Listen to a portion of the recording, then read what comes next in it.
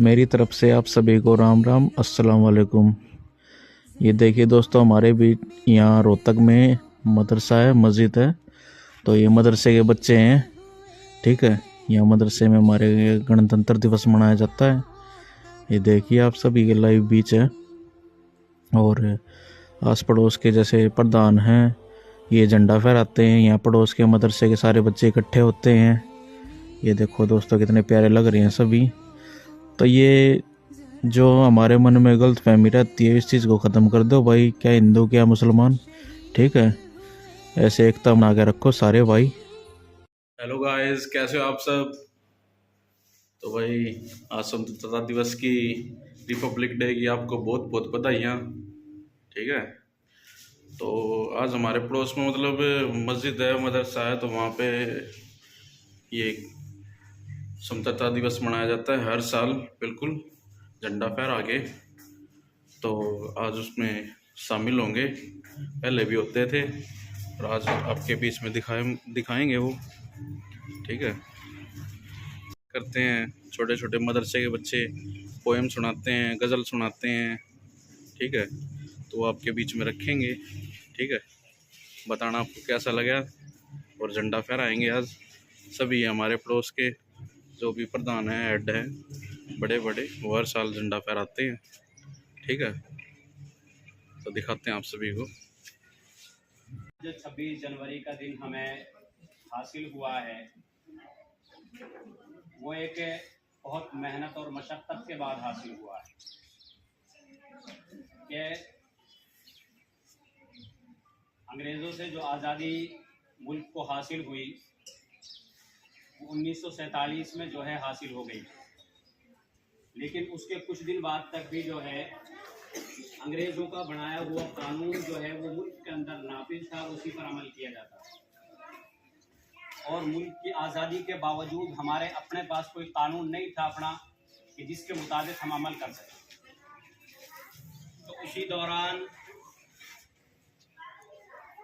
जनाब आली डॉक्टर भीमराव अंबेडकर की सदारत में और उनकी क़यादत में जो है एक कमेटी तश्कील दी गई, जिस कमेटी ने मिलकर 2 साल 11 महीने के अंदर जो है कानून जो है बनाया। और उस कानून को जो है 26 जनवरी 1950 को पूरे मुल्क के अंदर जो है नाफिज कर दिया गया। और उसकी एक एक कॉपी जो है पार्लियामेंट में, असम्बली में, और जो है जितने भी कानूनदार थे और जितने भी दफातर थे वहाँ वो पहुँचा दी गई। आइंदा जो है इस कानून के मुताबिक जो है अमल किया जाए। उसके बाद जो है हमारा जो मुल्क, जो इसका कानून जो बनाया गया और तमाम लोगों के राय और मशवरे से जो कायम हुआ, वो ये हुआ कि ये मुल्क जो है सेकुलर मुल्क रहेगा। ये मुल्क जो है एक जमहूरी मुल्क रहेगा, यानी इस मुल्क का कोई सरकारी कानून नहीं है। इस मुल्क का कोई सरकारी कानून नहीं है। तो जो दफ़ात उस आइन के अंदर, उस दस्तूर के अंदर जो बनाई गई थी, सबसे पहली दफ़ा ये थी कि ये मुल्क सेकुलर मुल्क है। ये मुल्क जो है सेकुलर स्टेट और सेकुलर मुल्क है। और ये जो है जमहूरी मुल्क है कि यहाँ तमाम मज़ाहिब को अपने अपने मजहब पर यहाँ अमल करने की आज़ादी दी गई है। ये बाकायदा कानून के मुताबिक, और कानून की पहली लाइन ही है।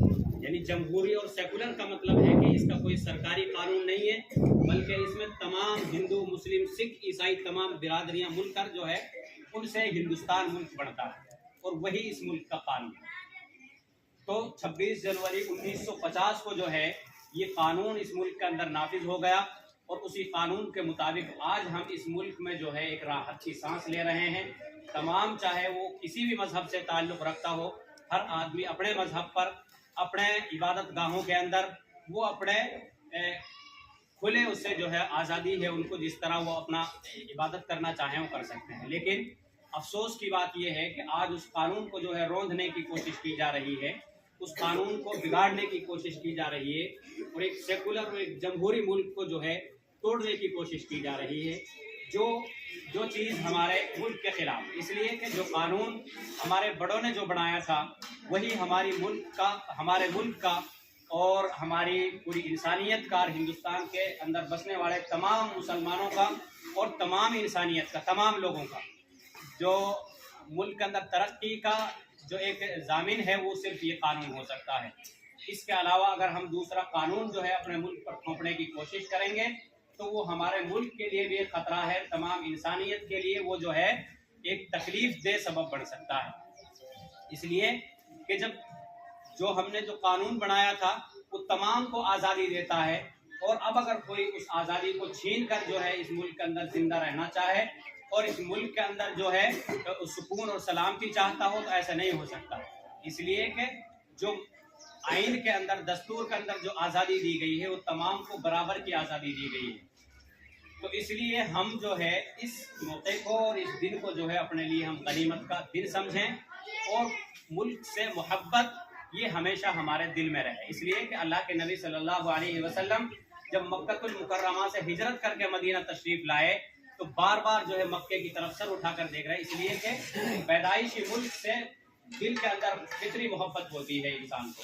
तो अल्लाह के नबी भी जो है मक्के को छोड़ना नहीं चाहते थे, लेकिन अल्लाह का हुक्म था तो छोड़ना पड़ा, इसलिए कि अल्लाह के नबी मोहब्बत करते थे अपने वतन से। तो हम भी जो है इस मुल्क के बाशिंदे हैं। आज से पहले भी हमने अपने मुल्क से मोहब्बत की है, आइंदा भी इंशाअल्लाह हम इसी तरह दिल और जान से अपने मुल्क से मोहब्बत करते रहेंगे। मैं जो है अपनी बात को इस शेर के साथ ख़त्म करता हूँ।